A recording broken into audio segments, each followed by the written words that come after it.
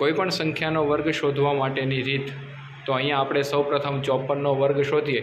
54નો વર્ગ શોધવા માટે આપણે અહીંયા લખીશું 54। સૌપ્રથમ આપણે અહીંયા 4નો વર્ગ કરીશું 16, 5નો વર્ગ થશે 25। આવી રીતે નાની સંખ્યાનો તો વર્ગ આપણને સૌને આવડતો જ હશે। હવે શું કરવાનું, તો 5 અને 4નો ગુણાકાર અને એમની સાથે 2નો ગુણાકાર કરીએ। 5 ચોક 20, 20 દુ 40। આ 40ને આપણે અહીંયા સરવાળો કરો, પણ કઈ રીતે સરવાળો કરીશું કે છેલ્લેથી એક સંખ્યા છોડીને આપણે 40 લખવાના છે અને પછી બંને સંખ્યાનો સરવાળો કરીએ તો અહીંયા આવશે 6, 1, 5 ને 4 9 અને 2।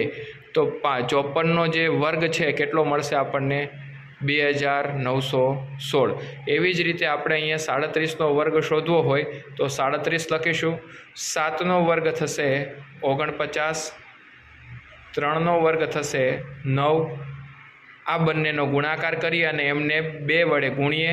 3 × 21, 21 દુ 42। આ 42ને અહીંયા શું કરવાનો છે, સરવાળો કરવાનો છે। 42 છેલ્લેથી એક સંખ્યા છોડીને સરવાળો કરીશું। 9, 4 ને 2 6, 9 ને 4 13। તો આપણને 37નો વર્ગ મળશે 1369।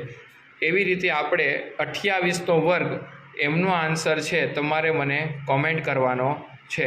અને આવી અવનવી ટ્રીક શીખવા માટે મને સબસ્ક્રાઈબ અને ફોલો કરો।